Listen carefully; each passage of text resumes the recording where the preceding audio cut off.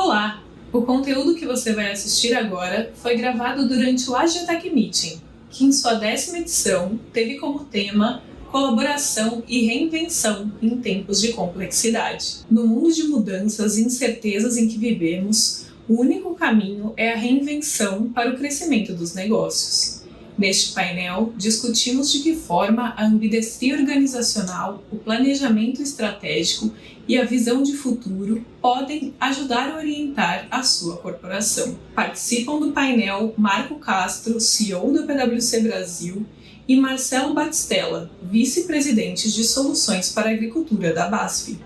Uma satisfação enorme, é um prazer enorme estar aqui com vocês, estar aqui fazendo abertura ao lado do Marcelo. Já passo a palavra, a gente começa a interagir aqui. Mas antes eu queria reforçar o que já foi falado aqui pelo Maurício e pelo Dirceu. Em nome da Gabriela, que é quem tem sido o maior contato aqui nessa discussão toda e tem capitaneado as discussões comigo e com o pessoal na organização, eu queria dar os parabéns a toda a equipe do AGTech. É incrível o que vocês fazem aqui, o que vocês fizeram aqui nesse evento. Eu tenho certeza que nós vamos ter 2 dias incríveis aqui para discutir tudo isso que foi falado e tentar identificar as oportunidades e como é que superamos os dilemas que a gente tem num país como o nosso, que depende tanto dessa indústria tão poderosa. Prazer estar aqui com vocês. Tomara que vocês aproveitem isso e curtam todos os espaços aqui. O Dirceu comentou rapidamente, não quis dar spoiler, mas eu acho que eu vou dar um spoiler rápido aqui. Eu recebi uma prévia aqui, que a gente deve chegar em 1.800 pessoas. Esse momento é mais ou menos isso que a gente está aqui por aqui, pessoal. Então, muito bacana isso. É poderosíssimo isso, especialmente quando a gente fala no momento de dificuldade, desafios que a gente tem. O próprio tema que a gente traz aqui, que fala de colaboração e reinvenção, é parte do dilema que a gente vê as empresas enfrentando hoje. A gente tem na PwC Brasil, PwC, a gente faz todo ano uma pesquisa com os CEOs. Ela tradicionalmente é feita mais ou menos nessa época do ano aqui agora, de entre novembro e dezembro, outubro e novembro, quando as empresas e os seus times estão preparando os orçamentos dos próximos anos. A gente chama de CEO Survey. Ela é lançada sempre no primeiro dia da abertura da reunião do Fórum Econômico Mundial. Vários aqui já receberam meu e-mail, que eu faço questão de reforçar sempre que respondam. É um elemento importante para a gente continuar tomando a temperatura dos territórios e a gente tem um recorte muito bacana do Brasil. Nessa última edição que a gente teve, que foi lançada em janeiro passado, chamou muito a atenção a preocupação dos CEOs. Mas quase 50% dos CEOs no mundo têm uma preocupação muito grande com a continuidade e a sobrevivência dos seus negócios. Eles disseram que se os negócios não se remodelarem, reinventarem, adaptarem, eles não sobreviverão à próxima década. No Brasil, é muito parecido isso. Nós estamos falando de 40 e poucos % aqui. Quando a gente faz o recorte do agro, 1/3 dos CEOs que representam o agro no Brasil tem a mesma percepção. Talvez o número até seja um pouco menor do que o geral, porque o agro tem sido um exemplo de inovação e reinvenção. Eu estou aqui do meu lado com o representante de uma empresa, da BASF, que tem sido um exemplo nesse processo de reinvenção e reconstrução ao longo dos anos. E a gente vai falar um pouco mais sobre isso aqui. Então, eu acho que quando a gente fala dessa necessidade de remodelar, reencontrar e achar soluções para um mundo tão complexo, a gente fala exatamente dos temas que nós vamos falar aqui do lado. Ontem eu estava num evento em que a gente foi numa universidade, num centro, numa academia em São Paulo, onde a gente falava sobre os desafios, e na hora que eu estava no palco eu recebi a informação de que o Brasil estava subindo no seu grau, na sua avaliação por uma agência de rating. E a gente começa o dia hoje com uma notícia boa. Eu falava naquele momento sobre um país, estava trazendo uma visão realista do nosso país, mas com um viés positivo. Eu acho que isso é o que a gente quer estimular nessas conversas nossas, porque nossa missão é colaborar junto com todos que estão aqui para achar os caminhos, a solução para um país que dá certo. Vamos falar um pouquinho da BASF. Eu acho que a gente tem quando fala de reinvenção, eu citei aqui agora, e o Batistella é exemplo disso. Eu queria, Batistella, que você falasse um pouco sobre profissional, do lado da própria corporação, como foi sua jornada na BASF e como a reinvenção tem se materializado dentro da BASF. Bem-vindo, agradeço imensamente a sua presença aqui, por favor. Uma alegria muito grande estar aqui, aliás, uma honra muito grande de estar aqui. 10ª edição, é a minha primeira vez que eu participo no AgTech Meeting e já estou me perguntando por que é a primeira vez que eu participo do AgTech Meeting, né?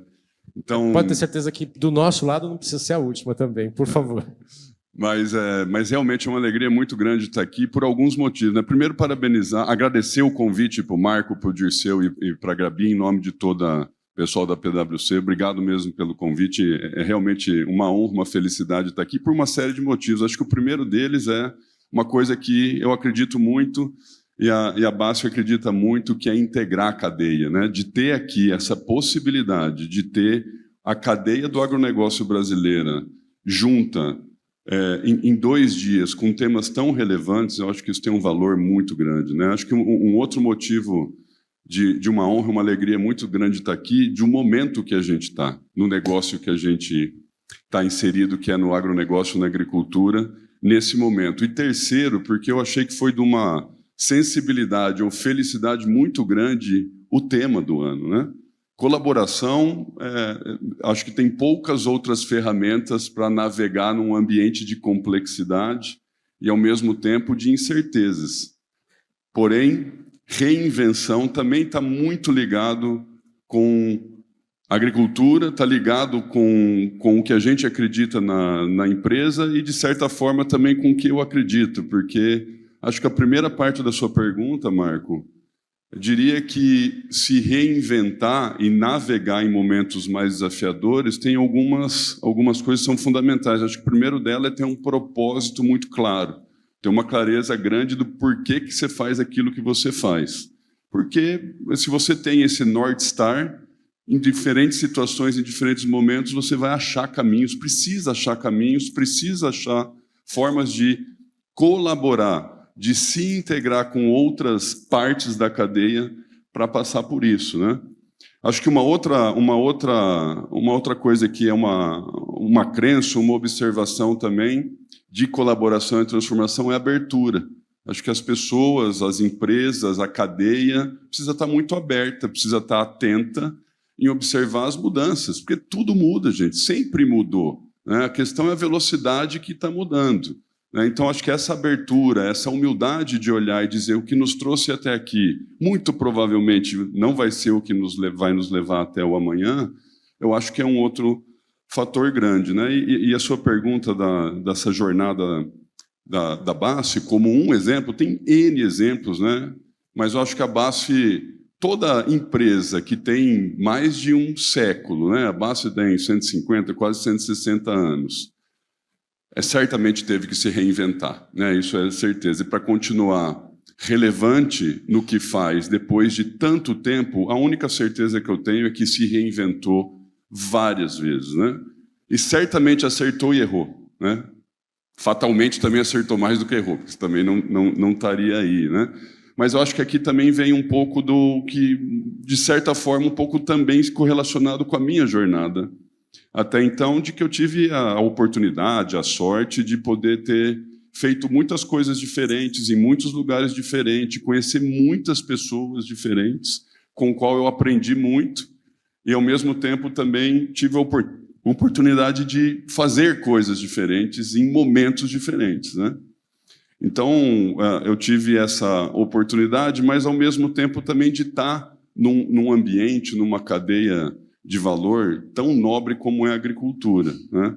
E se tem uma coisa que, para mim, o AgTech tem um papel muito importante, nós conversamos outro dia, eu tive a oportunidade muito legal de passar um dia na AgTech junto com o time da AgTech, com algumas startups, com o nosso time de liderança aqui da BASF no Brasil, é que não consigo ver outra forma de a gente seguir avançando, evoluindo, se não for através de tirar do papel uma palavra bonita que todo mundo fala hoje e coloca nos seus relatórios, né? O ecossistema. Para mim, nós temos uma missão, um desafio e uma oportunidade gigantesca de verdade integrar melhor as cadeias, de verdade começar a colaborar e fazer isso mais eficientemente. Os recursos sempre foram limitados, né? E vão continuar sendo cada vez mais. E gastar recurso nas mesmas coisas me parece não ser a maneira mais inteligente de mover as coisas para frente, tanto quanto o Maurício, o Dirceu, o Marco comentaram aqui. Tem complexidade, e a complexidade deve aumentar. A falta de visibilidade também é uma realidade, e como navegar no meio disso. Então, diria que, se fosse para resumir, Marco, eu acho que a possibilidade, a abertura, humildade e coragem de se reinventar é fundamental, né? E principalmente com essa intenção de colaborar genuinamente para descobrir caminhos novos, ou para problemas antigos, ou para problemas novos. Né? É interessante, né? Você comentou, inclusive, da 160 anos, você comentou da BASF. A PwC também tem algo perto disso, a gente está com 175 anos. São exemplos de empresas que, de fato, para manterem relevantes no que fazem, precisaram passar por essa jornada de reinvenção e, claramente, acharam caminhos de colaboração que hoje se tornam realidade para a maior parte das empresas no mundo, né? Aquelas que sobrevivem, que acham os caminhos mais acertados e longevos, normalmente estão na pauta de colaboração. Você é muito vocal em determinados temas, você tem uma atividade bacana no LinkedIn, e eu estava lendo que um dia você comentou sobre uma frase que se aplica muito ao agro, né, que é uma indústria a céu aberto. Você comentou que acredito que é preciso fazer do nosso escritório onde nossos clientes estão ouvindo e criando soluções e parcerias que geram valor. Aí a gente traz uma conexão com o cliente, colocar o cliente no centro, né? A jornada da BASF hoje tem foco total no cliente e ela está em várias áreas de atuação, em vários tipos de negócio. Claramente isso tem características diferentes em cada um dos segmentos que ela tem, né? Mas como é que vocês estão organizados hoje? Compartilha com a gente aqui um pouquinho, em termos de indústria, como cada uma delas reflete esse compromisso que você tem com o cliente no seu dia a dia. Como é que você dá vida para isso na prática? Outra boa pergunta, Marco. A primeira coisa, acho que nós temos também um valor, um pilar estratégico, uma crença muito grande de que tudo começa e termina no cliente. Outra crença grande que nós temos, que eu acho que faz sentido aqui nesse fórum, é: se você não gerar valor, como é que você divide valor? E geralmente o valor ele é gerado e muito percebido na ponta da cadeia de valor, que geralmente é onde está o cliente, independentemente dessa cadeia de valor. E o seu comentário é correto. O Grupo BASF tem várias divisões de negócio e que veio também evoluindo ao longo do tempo. Antes se organizava muito mais por portfólio, por tipo de tecnologia, que era uma visão um pouco mais umbilical, mais interna, que é mais fácil de se organizar, mas gera muito menos valor nas cadeias de valor para o cliente, que veio se transformando ao longo dos anos. E hoje o modelo organizacional do grupo é muito mais na cadeia de valor que está inserida aquele cliente dentro daquela tecnologia. Nós temos hoje 6 cadeias de valores que a BASF se organiza com diferentes negócios, e uma delas é a divisão que a gente chama de soluções para a agricultura. Aqui a gente tem, óbvio, estamos mais num que a gente chama de downstream business, ou mais próximo do consumo do que outras divisões de negócio. Mas a maneira de materializar isso é entender em cada cadeia de valor quem é o cliente. E naquela determinada cadeia de valor, naquele determinado segmento de cliente, quais são os desafios de hoje e, o mais importante ainda, os desafios de amanhã, para com que a gente consiga... Nós somos uma empresa fundamentalmente de pesquisa e desenvolvimento, e se você não tem clareza de qual é o desafio, qual que é o problema, qual que é a dor daquele determinado cliente, como é que você vai desenvolver soluções que façam sentido e que gere o valor para que a gente possa distribuir valor e, ao mesmo tempo, retroalimentar um sistema de pesquisa e desenvolvimento que tem uma necessidade de capital importante e considerável, né? A gente sempre brinca que é muito comum você ver empresas que desenvolvem uma solução, depois sai correndo atrás de um problema. Eu acho que faz muito mais sentido você entender o problema e montar uma solução que vá ao encontro disso. E hoje, gente, pela questão da complexidade e da limitação de tempo e recurso existente, ter clareza do problema é muito importante para a gente ganhar eficiência de como levar a solução. E aqui outro papel que eu vejo muito importante do que a AgTech pode nos ajudar nisso, que é da harmonização de qual é o problema. Quais são os problemas e quais são os prioritários. E como juntos, a cadeia inteira, a gente consegue se cotizar para fazer com que isso aconteça, né? Então é dessa forma, Marco, que a gente mudou a lógica de não nos organizarmos pela nossa visão, mas nos organizarmos pela cadeia de valor de onde nossos clientes estão e tentar entender cada vez mais, de maneira mais precisa, profunda, quais são os desafios e os problemas para que a gente possa direcionar os esforços para as soluções. É impressionante, né? Quando você vai falando, eu obviamente conheço a BASF de outros momentos também, a gente sempre teve algum tipo de vínculo e trabalho junto com a BASF. Essa capacidade de trazer o cliente para o centro faz uma diferença gigantesca, né? De você deixar de ter as soluções na prateleira ou o produto de entrega pronto para aquilo que não necessariamente é a solução completa para o seu cliente do que ele precisa. E aí a gente tem um vínculo muito estreito com algo que também está no DNA da BASF, que é o tema da inovação. Obviamente, por décadas isso já faz parte, mas recentemente vocês adotaram um conceito, é uma palavra alemã, né? Verbund. É mais ou menos isso. Eu vou tentar aqui dar uma explicação rápida, mas eu vou pedir para você aprofundar para a gente, né? Que ela traduz o que é a integração física da produção, das plataformas de mercado e das tecnologias que unem o negócio da BASF. De que forma que esse conceito, vocês usam isso para costurar tanto, conectar as ações estratégicas de vocês, que são baseadas nos pilares aí de sustentabilidade, digitalização, inovação, operação, e colocar junto os temas de criação, inovação, responsabilidade social e de empreendedores. Como é que isso funciona lá? Explica um pouquinho mais para a gente esse assunto, que de fato é algo relativamente novo dentro da BASF, esse modelo, né? Bom, primeiro que eu não tenho a mínima ideia como é que pronuncia corretamente a palavra também, Marco. Alguma coisa... Eu treinei, tem aqueles módulozinhos lá na internet que você vê e o cara vai repetindo, mas eu não consigo... Fica tranquilo, faz mais de 23 anos que eu escuto essa palavra e não consigo falar também. Mas o conceito do Verbund, que ele não é relativamente tão novo, mas também não é tão antigo, né?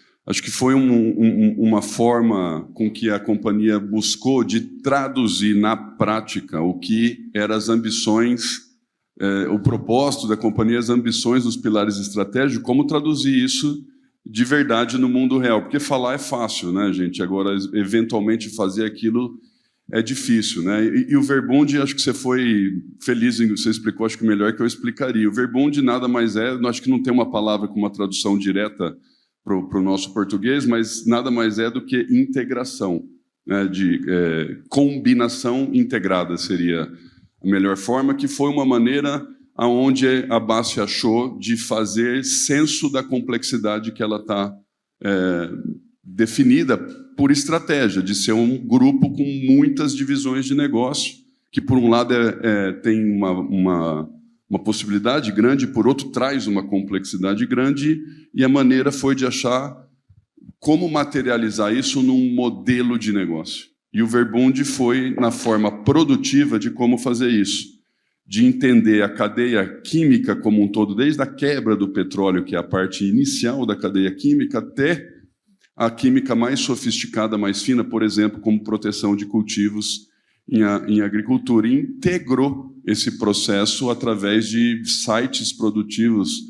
Se eu não me engano, temos 4 sites com esse conceito de Verbund no mundo, que nada mais é que cada produto final de uma planta é uma matéria-prima para a próxima etapa da outra, e com isso, é igual vocês estão muito nobremente esse ano buscando neutralidade do evento, a lógica é muito parecida com essa, com que a cadeia, o que a gente hoje chama de economia circular, que isso se retroalimente, inclusive com cogeração de energia, com uma série de fatores técnicos. Mas acho que o mais legal disso é que está ligado também com desafios do nosso setor e com o momento que estamos encontrando, que é como, num ambiente de complexidade, você achar oportunidades nisso, né? Eu acho que o Verbund tem esse objetivo e também conseguiu materializar esses pilares estratégicos que você comentou num modelo de negócio que se reinventa sempre e precisa se reinventar,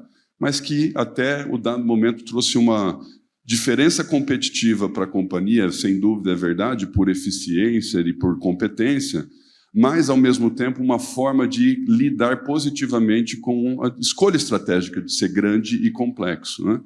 E, por último, você fez, acho que, um ponto que acho que é válido para todos nós, independente de onde estamos na cadeia, né? Que isso tem que estar alicerçado com uma cultura organizacional, né? E a cultura, para mim, nada mais é do que você dar cara para uma coisa que não existe. Não existe o senhor BASF ou a senhora BASF, mas todos aqueles que acreditam em alguma coisa comum precisam ter alguma forma de ter comportamentos parecidos, né? E como comentei anteriormente, como somos fundamentalmente de pesquisa e desenvolvimento, a nossa intenção cultural é que a gente tenha abertura, que a gente colabore e que, ao mesmo tempo, que a gente tenha essa visão um pouco mais empreendedora, de ser menos avesso ao risco. Alemão menos avesso ao risco não é tão óbvio, né? Mas porque eu acho que isso são pilares importantes de inovação, mas com uma coisa que eu respeito muito e gosto muito, que eu acho que dá longevidade, que é a responsabilidade. É de fazer isso com intenção, mas não a qualquer preço, não de qualquer forma, porque tem a ver também com os valores da PwC que você comentou, disso ser perene ao longo do tempo, né? É isso mesmo, interessante mesmo. Quanto tempo de BASF você tem? Acho que é 22, se eu não me engano. Não, eu estava vendo você falar e vendo a profundidade com a qual você toca nos temas. É interessante ver que isso foi uma história e uma construção mesmo, muito bacana, né? E aí isso me toca no tema de reinvenção, né? Toda vez que eu falo de reinvenção, eu lembro da minha história também na PwC. Vou assustar alguns aqui, eu tenho 4 décadas de PwC. Eu me lembro quando e aí eu vou tocar no tema de reinvenção e falar no investimento que a gente faz nessa área de inovação, com hubs e possibilidades. Eu me lembro quando eu estive aqui para fazer a primeira conversa na nossa aquisição do OGTEC, algum tempo atrás, e eu me lembro que eu sentei com todos na sala, e aí eu me lembro de ter falado naquela época que tinha certeza que ninguém ali tinha de idade o que eu tinha de tempo de PwC. Hoje eu tenho absoluta certeza, viu, pessoal? Mas falando agora um pouco da reinvenção e do modelo, citei o caso da OGTEC, que para a gente representa, sim, um passo nessa reinvenção do nosso próprio negócio, do nosso próprio olhar e da própria forma como a gente endereça as coisas. No caso da BASF, vocês têm, acho que, o Nono, é um centro de experiência científica digital, e tem AgroStart. Qual que é o papel desses canais, desses ecossistemas na construção do futuro que vocês planejam alcançar? O Marcos, você comentou agora de que é uma jornada de longo tempo, né? Se perguntasse isso há 2, 3 décadas atrás, que é maior complexo de negócio, a maior empresa química do mundo ia trabalhar com biologia, com genética, com digitalização, com coisas que não tem nada a ver com o antigo core business da empresa, isso que eu acho que é um negócio super interessante, que mostra realmente que a gente não pode ficar apaixonado pelo passado, né? Nós temos que aprender bastante com o passado, mas nossa paixão tem que ser pelo futuro e com a nossa dedicação no presente para construí-lo, né? E aí essa lógica de colaboração, de open innovation, não é novo para muitas empresas, para a BASF certamente não é. A questão para mim, com essas novas formas, é como fazer em cada situação, né?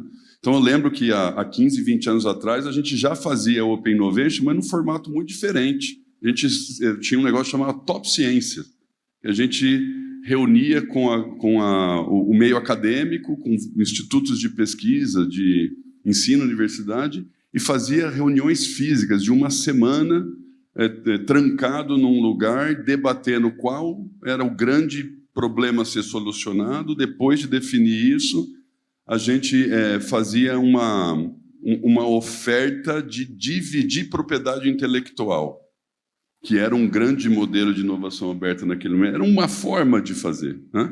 Não que não se faça mais isso hoje, continuamos a fazer isso, várias empresas fazem, mas nesses últimos 10 anos, certamente, os agentes mudaram, o formato mudou, a velocidade mudou e o modelo de negócio mudou também. A IP hoje é importante, lógico que é, mas diferenciação por produto e tecnologia tem ficado cada vez menor, mais limitado. Agora, por diferentes modelos de negócio, outras formas de inovar, esse é o grande valor aí a ser capturado com modelos de negócio.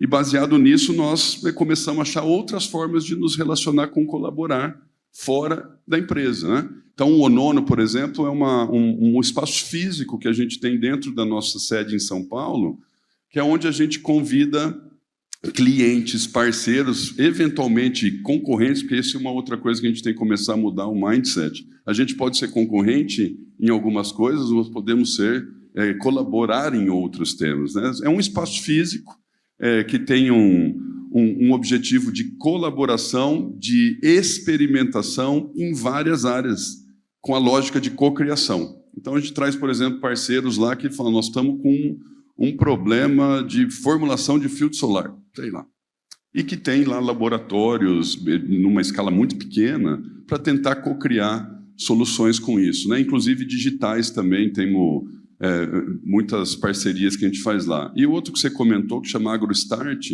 que é uma coisa muito legal, que a gente começou basicamente 10 anos, foi 2015, se não me falha a memória, foi nossa primeira incursão e uma tentativa que começou aqui no Brasil, e eu tenho orgulho de dizer isso, porque hoje é uma plataforma global de interagir com startups, com fazer aceleração de startups, com fazer parcerias com esse novo modelo e aceleração da digitalização, que é um modelo muito legal que a gente tem, né, uma possibilidade, estamos já, tem uma sinergia muito legal com a Agtech e com outros hubs, de a gente realmente fazer uma intercolaboração com isso. E um outro negócio muito legal que a gente está fazendo também foi trazer um pouco dessa lógica do intraempreendedorismo para dentro da empresa. Tem muito conhecimento nas empresas, gente, local, e a gente explora pouco, né? Nós criamos lá uma garagem, que a gente chama lá, que é um lugar onde os próprios colaboradores, independentemente de qual área e qual função, podem, através de um suporte de metodologias ágeis, de experimentação, de trazer projetos que a gente seleciona, investe no próprio intraempreendedorismo, que eu acho que é uma outra maneira também de colaboração e de acelerar inovação em diferentes formatos. Muito bom. Você falava do orgulho de ter um negócio que foi criado aqui, que hoje faz parte da plataforma global de vocês. É interessante, né? O Agtech, o movimento que a gente fez aqui na PwC Brasil, não tem paralelo no network da PwC. Não tem outro lugar no mundo em que a PwC se associou, que tem o controle e conduz negócio através de um hub de inovação como o que a gente tem aqui, de inovação aberta. É extremamente complexo, especialmente num negócio como o nosso, em que a gente tem uma parte do nosso business que é um regulado, que é auditoria. Então, tá limitações, uma série de coisas. Mas é interessante porque, ao mesmo tempo que eles nunca fizeram isso lá fora, a gente está numa jornada aqui de 2 anos em cima desse assunto e a gente está exportando essa tecnologia para muita coisa lá fora. Então, isso é muito bacana, o que mostra, de fato, a vocação do país, né? O que a gente tem importante aqui. E aí, falando de vocação de país, a oportunidade que o Agtech traz para todos nós, e na PwC para mim também, me levou ao AgriShow esse ano. Primeira vez que estive lá, um negócio espetacular. Eu tenho família em Ribeirão Preto. Na verdade, eu só consegui ir para o AgriShow porque minha irmã mora lá, porque não tinha hotel para ficar. É um negócio impressionante o que eles fazem naquela cidade durante esse período. E vendo isso de perto, você vê a magnitude do poder, o setor, um negócio que é construído só para aquele evento, é gigantesco. E aí eu me lembro que, vendo suas mídias novamente, você escreveu um dia lá alguma coisa que você falou que poderia ser criado, acho que foi no LinkedIn, por um agricultor, né? Que o pessimista reclama do vento, o otimista espera que ele mude e o realista ajusta as velas. Mesmo diante dessas mudanças climáticas, imagens e tudo mais que a gente vem tendo, parece que a resiliência que o agro tem supera tudo. O conflito geopolítico, ele vai navegando e achando caminho. Você disse que está sendo realista com as suas oportunidades e com o que vê também nas suas postagens e tudo mais. Fala um pouquinho para a gente como é que a gente treina um olhar para liderar nesse mercado. O que você está vendo, o que você e o seu time vê e que a maioria não está enxergando no horizonte no nosso país? No país e no setor, né? No setor, né? Mas acho que você tocou num ponto, Marco, que eu acho que vale a pena a gente nos reconhecer nisso, né? Como país e como sociedade. O povo brasileiro tem uma capacidade de adaptação, de criatividade, que é reconhecido mundialmente, gente. E a gente precisa se empoderar mais disso. É verdade que acho que a gente foi se desenvolvendo ao longo do tempo pelas dificuldades, incertezas e tantas indas e vindas que a gente vive, mas isso é uma característica, um valor muito grande, que é procurado como ouro em muitos lugares do mundo, né? Então, acho que a gente precisa se reconhecer nisso, a gente precisa exercer isso e a gente precisa usar isso mais nesses modelos mais colaborativos, né? Só para não perder essa oportunidade, porque eu acho que às vezes a gente se apequena com isso. Eu acho que a gente deveria, ao contrário, se orgulhar disso e extrair cada vez mais valor disso, né? Agora, eu adoro essa frase, Marco, de coração, porque eu acho que a gente tem que ter... Eu acho que ter senso de realidade é um presente. Não é fácil de ter, mas ao ter, nos dá uma capacidade muito grande de foco, orientação, direção e de selecionar o que vai fazer e o que não vai fazer, que é tão importante quanto, né? E eu diria que assim, eu estou dizendo muito para todas as oportunidades que eu tenho que como que eu enxergo isso? Primeira coisa, nós estamos, para quem trabalha em agricultura, no agronegócio, é um negócio de ciclo longo, resiliente e fragmentado. Toda a cadeia de ciclo longo, resiliente e fragmentada, a qual a agricultura fatalmente é um grande exemplo, é cíclico. Passa por ciclos mais prósperos, ciclos mais desafiadores. É assim o jeito do negócio e a gente precisa ter esse entendimento. Mais do que o entendimento, a gente precisa saber navegar nisso. O que quer dizer isso? Quer dizer que quando está num ciclo muito próspero, se preparem, porque vai ter um ciclo de ajuste. E quando está num ciclo de ajuste, não se apavorem, vai ter um ciclo próspero. Então, esse, para mim, acho que é a primeira coisa que é um olhar que eu gostaria de trazer. Um outro é a agricultura, além de ser uma atividade nobre, porque sem agricultura não tem vida, gente. Sem agricultura não tem vida. A gente não come, não vive, não conseguimos fazer fotossíntese ainda, né? Então, é uma atividade extremamente nobre, por isso que ela é resiliente. É uma conexão direta. E a terceira, que talvez aqui seja talvez mais palpável em negócio, eu tenho convicção de que a agricultura é e pode ser ainda mais parte da solução dos grandes desafios que a gente enfrenta como planeta, sociedade e como civilização. Tanto pelo ponto de vista, a gente precisa descarbonizar o mundo, ponto final, senão nós não vamos estar aqui para contar a história. A agricultura, não conheço nenhuma outra potencial atividade que tenha a capacidade de acelerar o processo de descarbonização. Estamos lá? Ainda não. Mas tem uma potencialidade absurda, né? O Dirceu fez um comentário aqui, a atividade é nova porque alimenta o mundo, e a responsabilidade é gigantesca. Não tem outra alternativa se não fosse reinventando, através de inovação, de tecnologia, para que a gente consiga... A população vai continuar crescendo, vai se urbanizar, vai cada vez, se Deus quiser, comer cada vez mais e melhor, e isso... também é uma necessidade, uma oportunidade de negócio muito grande. Então, é assim que eu vejo, nós estamos vendo como BASF, e convido a todos nós que estamos todos no mesmo barco, na mesma cadeia, a pensar com esse formato. Para mim, a agricultura é os dois pés enfincados no presente, porque a gente precisa navegar no que a gente está passando, mas com os dois olhos vidrados no futuro. Porque a gente prepara o futuro com o presente, né? Tem vários desafios, e os desafios estão vindo de maneiras bem interconectados, que traz aí uma diversão maior, mas, ao mesmo tempo, todo momento de desafio é um momento importantíssimo de ganhar eficiência, efetividade, de olhar com um olhar crítico do que eu estou fazendo, o que ainda é bom, faz sentido, é efetivo e o que não é. E aí como que a gente se reinventa em momentos como esse. É provado estatisticamente que o ser humano tem dois jeitos de mudar, na oportunidade e na necessidade. Nossa espécie da oportunidade não tem se demonstrado a mais efetiva, mas na necessidade nós somos bem efetivos. Então é um momento super importante para isso, né? Mas eu sou otimista, gente. Nós estamos num negócio que é fantástico. Nós temos que estar com o olhar otimista, mas, ao mesmo tempo, com ações realistas. Muito bacana. Eu espero que o pessoal tenha prestado atenção nas suas palavras, porque tem uma profundidade gigantesca e acho que tem tudo a ver com o que a gente está querendo fazer nesses 2 dias aqui, né? Ter um olhar realista, claro, mas do lado positivo e o que precisa ser feito para isso acontecer. A gente trabalha tem um colaborador muito próximo nosso, que é um economista, sociólogo o Marcos Troirro, ele foi presidente do Banco dos BRICS, e eu convivo muito com ele. E ele tem sempre essa...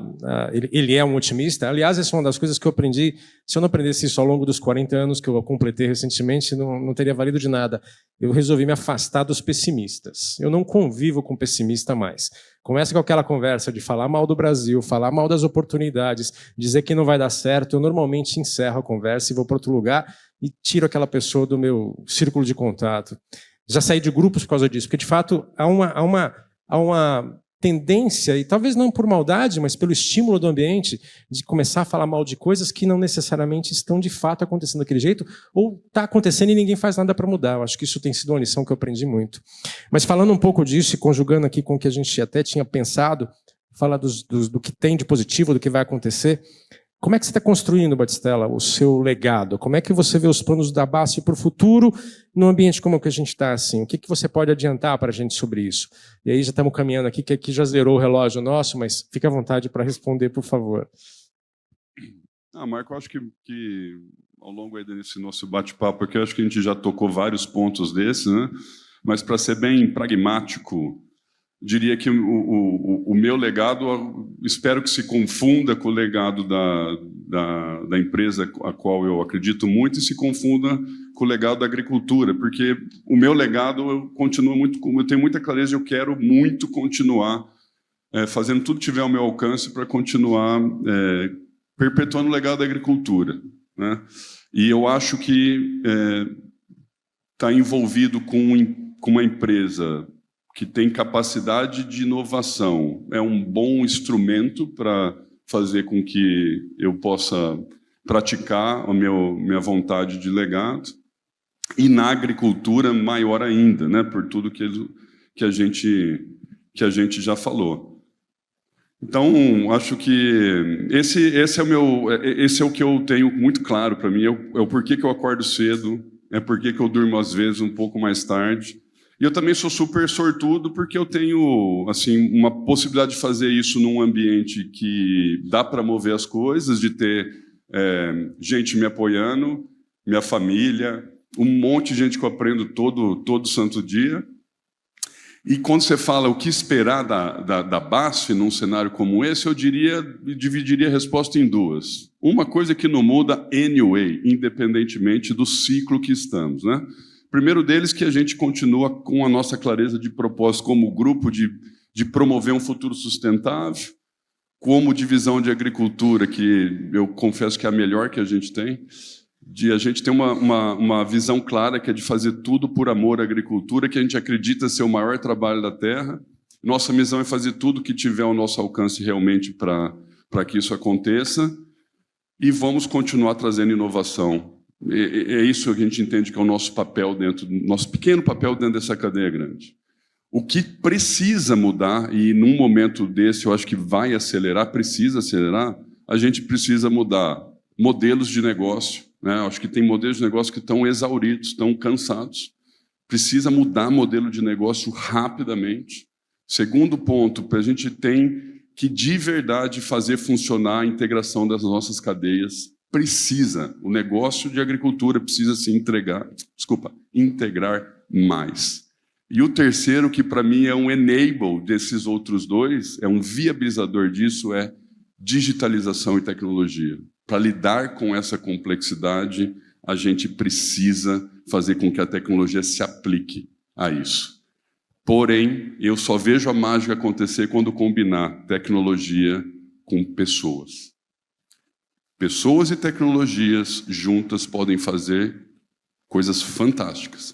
Isoladamente, as duas vão ficar cada vez mais difíceis. Eu sei que nós passamos do tempo, quero quebrar o protocolo, Marco, mas eu queria saber qual que é o teu legado.